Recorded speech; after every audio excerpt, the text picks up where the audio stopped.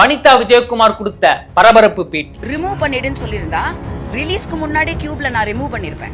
என்கிட்ட திட்டி இருக்கலாம் என்ன, அதுக்கு என்ன கேஸ்க்கு போட்டு கோர்ட்டுக்கு வரவழைச்சு என்ன அசிங்கப்படுத்தி நான் ஏதோ திருடி பாட்டை வந்து வச்ச மாதிரி. யாரு கரெக்ட், இது யாருகிட்ட நிஜமா ரைட்ஸ் இருக்கு அப்படிங்கிற அந்த ஒரு விஷயம் வந்து இந்த கேஸ் மூலமா ஒரு ஜட்ஜ்மெண்ட் கிடைக்கும்னு நான் நம்புறேன். என்னங்க, இளையராஜாக்கு இதே வேலை தாங்க, அவருக்கு வேற வேலையே கிடையாது. அவருக்கு என்னதான் பிரச்சனை அப்படின்னு கேட்ட car driver Vanitha Vijayakumar VS இசைஞானி இளையராஜா பிரச்சனை எப்பொழுது முடிவுக்கு வரும்? சென்னை சில்க்ஸின் ஆஹா ஓஹோ ஆடி சேல் 50% வரை தள்ளுபடி.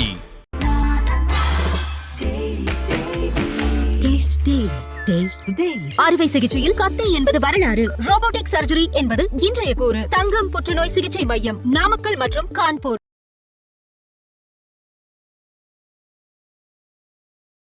கிங் டிவி நேயர்கள் அனைவருக்கும் வணக்கம். நான் உங்கள் விஜய் டேவிட் சுரேஷ். இன்னைக்கு ஒருத்தவங்களோட ப்ரெஸ் மீட் தாங்க செம்ம வைரலாகி போயிட்டே இருக்கு. அது வேற யாரும் இல்லைங்க, நம்மளோட வனிதா விஜயகுமார் அவங்க தான். அவங்க வந்து செம்ம ஒரு சுவாரஸ்யமாக ஒரு ப்ரெஸ் மீட்டை கொடுத்துருக்காங்க. என்னன்னு பார்த்தீங்கன்னா, அவங்களே டைரக்ஷன் பண்ணி அவங்களே ப்ரொடக்ஷன் பண்ண படம் தான் மிஸ்ஸஸ் அண்ட் மிஸ்டர் மூவி. இந்த மூவி வந்து இப்போ சமீபத்தில் ரிலீஸ் ஆயிடுச்சு. இந்த படத்தை பார்த்துட்டு வந்து ரிவ்யூன்ற பேரில் மக்கள் ப்ரமோஷன் பண்ணதை விட இந்த படத்துல ஒரு கேஸ் ஒன்று போட்டாங்க. அந்த கேஸை பற்றி பேசியே இந்த படத்தை வந்து ப்ரமோஷன் பண்ணிட்டாங்க. அது என்னன்னு பார்த்தா, இந்த படத்தில் வந்து வனிதா விஜயகுமார், ராபர்ட் மாஸ்டர், ஸ்ரீமன், தாமோதரன் அப்படின்னு பல பேர் நடிச்சிருந்தாலும் இந்த படத்துக்கு ஒரு ஹைலைட்டாக இருந்ததே சிவராத்திரி பாட்டு தாங்க. ஆமாங்க, மைக்கேல் மதன காமராஜன் இந்த படத்தில் வந்து சிவராத்திரி பாட்டு வந்து இடம்பெற்றிருக்கும். இந்த பாட்டை வந்து இசையமைச்சரை வந்து இசையமைச்சு அதில் போட்டதே வந்து நம்ம இளையராஜா அவர்கள் தான். அந்த பாட்டை எடுத்து இந்த படத்தை போட்டாங்க. இப்போ நம்மளோட இசைஞானி சும்மா விடுவாரா, உடனே கேஸை போட்டார். நீங்கள் என்ன கேட்காம எப்படி அந்த பாட்டை யூஸ் பண்ணலாம், ப்ளஸ் என்னோட பேரை விட அதில் போட்டிருக்கீங்க, தேங்க்ஸ் ஃபார் இளையராஜா அவர்கள் அப்படின்னு சொல்லி நீங்கள் என்னோட பேரையும் என் பாட்டையும் போட்டு யூஸ் பண்ணதுனால அந்த படம் வந்து இப்போ வந்து நல்ல ஒரு போகுது. அதாவது என்ன கேட்காமையே நீங்கள் இதெல்லாம் பண்ணியிருக்கீங்க, அப்போ என்னோட ஒரு விஷயத்தை நீங்கள் எடுத்து பண்ணது ரொம்ப ரொம்ப தப்பு, அதனால் எனக்கு வந்து நஷ்ட ஈடு கொடுங்க அப்படின்னு கேஸை போட்டிருக்காரு. உடனே இதெல்லாம் பார்த்தோன்னே வனிதா விஜயகுமார் சும்மா இருப்பாங்களா?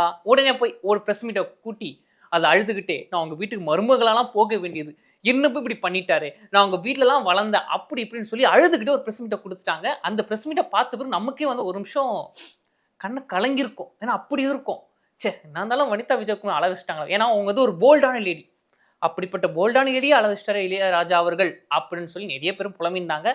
அப்படிலாம் இருக்க உடனே டக்குன்னு இன்னொரு ப்ரெஸ் மீட்டை கொடுத்துருக்காங்க. அதில் வந்து செம்ம போல்டா, நான் எங்கள் அப்பாவே பார்த்துட்டேன், இளையராஜாலாம் வா அப்படின்னு அவர்கள் பேசியிருக்காங்க. இன்னொன்று இங்கே பாருங்க, இளையராஜா அவர்கள் வந்து ஒரு குடும்ப பிரச்சனை வந்து ஞாபகம் வச்சுக்கிட்டு இந்த படத்தை இந்த பாட்டை வந்து பேன் பண்ணணும் எடுக்கணும்னு சொல்லி பிரச்சனை பண்ணுறாரு. ஆக மொத்தத்தில் வந்து கார்பரேட் இஷ்யூலாம் சொல்ல முடியாது, அவர் குடும்ப பிரச்சனை உள்ள புகுத்த பார்க்குறாரு அப்படின்னு அதில் சொல்லியிருக்காங்க. இன்னொன்று அந்த குடும்பத்தை பற்றி நிறைய தெரியும், எல்லாம் சொல்லிடுவேன், ஆனால் வேணாம் நான் பார்க்குறேன் அப்படின்னு வைரலாக சொல்லியிருக்காங்க. அதில் இன்னொரு விஷயமும் சொன்னாங்கப்பா.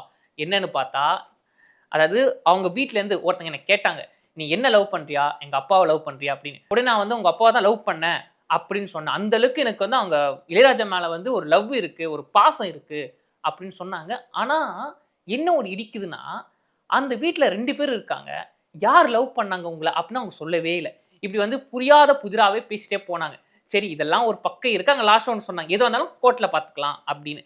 சரிப்பா, இந்த பிரச்சனை வந்து கொஞ்சம் ஓர கட்டி வைப்பாங்கன்னு பார்த்தா இப்போ ஒரு ப்ரெஸ் மீட்டும் கொடுத்துருக்காங்க. அது என்ன சொல்லியிருக்காங்க பார்த்தீங்கன்னா, இந்த படத்தில் வந்து இளையராஜா அவர்களோட பேரை போட்டு தேங்க்ஸ்ன்னு சொல்லி போட்டிருக்கேன். எதுக்கானா அவர் பாட்டை நான் யூஸ் பண்ணியிருக்கேன், அதெல்லாம் ஒரு மரியாதை நிமித்தமாக அந்த பேரை போட்டாங்க. உடனே வந்து அந்த பேரை எடுத்தாகணும், எனக்கு நஷ்டஈடை கொடுக்கணும், என் பேரை போட்டு தான் நீங்கள் வந்து இந்த படத்தையே வந்து தூக்கி நிறுத்துறீங்க அப்படிலாம் சொல்லி கேஸை போட்டாருங்க. ஜஸ்ட் ஒரு ஃபோன் கால் பண்ணியிருந்தாலே அதை எடுத்திருப்பேங்க எடிட்டிங்கில். ஆனால் அதெல்லாம் விட்டுட்டு இப்போ கேஸ்லாம் போட்டு அசிங்கப்படுத்துறது வந்து என்ன அசிங்கப்படுத்துகிற இல்லைங்க, அவரே அசிங்கப்படுத்திக்கிறாரு.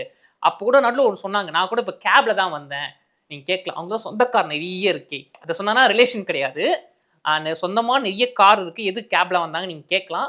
அதுக்கு ஒரு விளக்கத்தை சொன்னாங்க. என்னன்னா, இல்லைங்க இங்கே வந்து காரில் வந்தால் பார்க் பண்ண முடியாது, நான் கேப் போட்டு வந்தேன். கேப் ஓட்டுறவரே சொல்கிறாருங்க, எங்க இளையராஜாவுக்கு வந்து வேறு வேலையே இல்லையா, இது மாதிரி காப்பிரைட்ஸ்ன்ற ஒரு பிரச்சனையை முன் வச்சு கேஸாக போடுவாரா, என்னங்க இது அப்படின்னு அவர்லாம் கேட்குற அளவுக்கு இவர் நடந்துக்கிறாருங்க அப்படின்னு சொல்லியிருக்காங்க.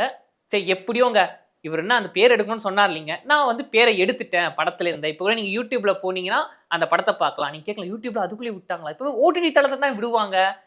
கரெக்டு தான், அது மற்ற படத்துக்கு. ஆனால் அக்கா படத்துக்கு அப்படி கிடையாது. அக்கா படத்தை யூடியூப்லேயே விட்டாங்க. இப்போ நீங்கள் அந்த படத்தை போய் பார்த்தீங்கன்னா தேங்க்ஸ் கார்டில் வந்து இளையராஜா பேர் இருக்கவே இருக்காது. ஏன்னா அவங்க சொல்லிட்டாங்க எடுத்துட்டேன் அப்படின்னு. இன்னொரு விஷயமா சொன்னாங்க என்னன்னா, இங்கே பாருங்க நான் வந்து சோனி கம்பெனி கிட்ட தான் அந்த பாட்டு நான் வாங்கியிருக்கேன். அவங்க தான் ரைட்ஸ் வச்சிருக்காங்க. அந்த ரைட்ஸை வந்து நான் முறைப்படி தான் வாங்கியிருக்கேங்க. இளையராஜா வந்து கேஸ் போடலாம். அப்படி கேஸ் போடுறாங்க நீங்கள் சோனிக்கு மேலே தான் கேஸ் போடணும். ஏன்னா ரைட்ஸ் அவங்கள்ட்ட இருக்குது. அதை விட்டுட்டு வாங்கின எங்கிட்ட போய் கேஸ் போடலாம் வந்து சரி கிடையாதுங்க. உடனே நிருபர் வந்து ஒரு கேள்வி கேட்டிருக்காங்க. என்னன்னா, ஓகே இந்த பிரச்சனைக்கு இடையில இளையராஜா அவங்க கிட்ட போய் நீங்கள் பேசுனீங்களா? உடனே அவங்க என்ன சொன்னாங்கன்னா, என்னங்க பேசுகிற காரெல்லாம் போயிடுச்சிங்க. அதான் கேஸை போட்டாரு. இதுக்கப்புறம் பேசி என்ன பிரயோஜனம்? நான் வந்து கோர்ட்லேயே பார்த்துக்கலான்னு சொல்லி முடிவு பண்ணிட்டேன். அடுத்த இன்னொரு நிருபர் வந்து ஒரு கேள்வி கேட்டிருக்காரு. என்னன்னு பார்த்தா, சரிங்க இப்போ நீங்கள் அந்த பாட்டை படத்துலேருந்து எடுப்பீங்களா எடுக்க மாட்டீங்களா? வைப்பீங்களா வைக்க மாட்டீங்களா? இது எங்களுக்கு தெரிஞ்சாகணும்னு கேட்ட உடனே அவர் என்ன சொல்லியிருக்காங்கன்னா, என்னங்க நான் பாட்டெலாம் எடுக்க முடியாது. ஏன்னா ஒரு படம் எடுக்கிறதுலாம் வந்து சும்மா விஷயம் கிடையாதுங்க. ஏன்னா அது வந்து ஒரு ப்ரொடக்ஷனோட ப்ரொடியூசரோட பணம், டேரக்டரோட அறிவு, பல பேரோட உழைப்பை போட்டு அந்த படத்தை நாங்கள் எடுத்திருக்கோம். அசால்ட்டாக வந்து பாட்டு எடுனா எடுக்க முடியுமா? ஏன்னா இப்போ வந்து அந்த பாட்டை வந்து நாங்கள் வச்சுட்டோம். இப்போ எடிட்டிங்கில் தூக்கணும்னு நினச்சா கூட பல வந்து ஒரு கொலாப்ஸ் ஆகும். அதனால அந்த பாட்டெல்லாம் இப்போ எடுக்க முடியாது. ஏன்னா நாங்கள் முறைப்படி திரும்ப அதே வார்த்தையாக சொல்கிறாங்க. நாங்கள் முறைப்படி காப்பிரைட் ஷாட் இருக்கோ அவங்கள்ட்ட பணத்தை கொடுத்தா அந்த பாட்டை நாங்கள் வாங்கியிருக்கோம். நாங்கள் பாட்டு எடுக்க மாட்டோம் அப்படின்னு சொல்லியிருக்காங்க. ஓகே இதெல்லாம் பார்க்குற உங்களுக்கு வந்து ஒரு கேள்வி வரும். அப்போ இதுக்கு எப்போ தாங்க எண்டு வரும் அப்படின்னு கேட்டால், அதுக்கு நம்ம அக்கா சொல்லியிருக்காங்க. நாங்கள் பாருங்கள் கேஸ் நடக்குது, கேஸில் நாங்கள் பேசிக்கிறோம் அப்படின்னு சொல்லி முடிச்சிருக்காங்க. ஓகே இப்போ இதெல்லாம் பார்த்துற பேர் மக்கள் என்ன சொல்கிறாங்கன்னா, என்னங்க அந்த படத்தில் வந்து அந்த பாட்டு வந்து நல்லா இருக்குதான். ஆனால் அந்த படத்தில் வந்த பாட்டை விட மைக்கேல் மதன காமராஜன் அந்த படத்தில் வந்த பாட்டை விட இந்த படத்தில் அந்த பாட்டு வைக்கும் போது சூப்பராக இருக்குது அப்படின்னு சொல்லியிருக்காங்க. சரி எப்படி இருந்தாலும் இந்த கேஸ் இந்த அக்கா ஜெயிப்பாங்களா இல்லை இசைஞானி அவர்கள் ஜெயிப்பாங்களா அப்படின்னு பொறுத்து இருந்தால் பார்க்கணும். ஓகே மக்களே, நீங்கள் இந்த கேஸை பற்றி என்ன நினைக்கிறீங்க அப்படின்னு நம்ம கமெண்ட் பாக்ஸில் சொல்லிட்டு போங்க.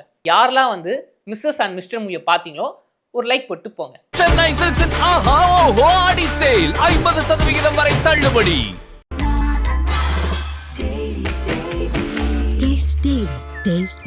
அறுவை சிகிச்சையில் கத்தை என்பது வரலாறு, ரோபோட்டிக் சர்ஜரி என்பது இன்றைய கூறு. தங்கம் புற்றுநோய் சிகிச்சை மையம், நாமக்கல் மற்றும் கான்பூர்.